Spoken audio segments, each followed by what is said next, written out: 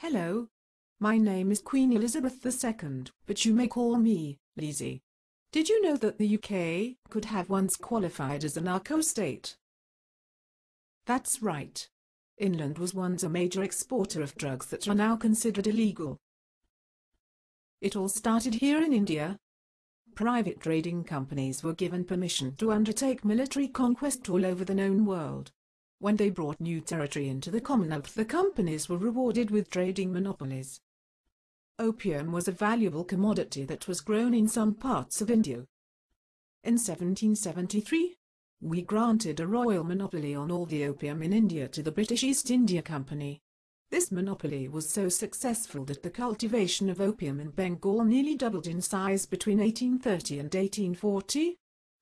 Opium exports from India grew from 127 metric tons in 1800 to over 6,000 metric tons in 1857.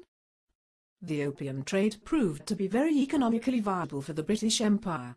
There remained a strong demand at home for Chinese goods such as silk, tea and ceramics.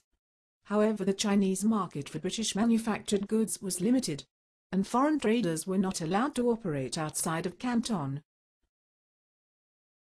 The exportation of opium into China reversed the balance of trade in England's favour.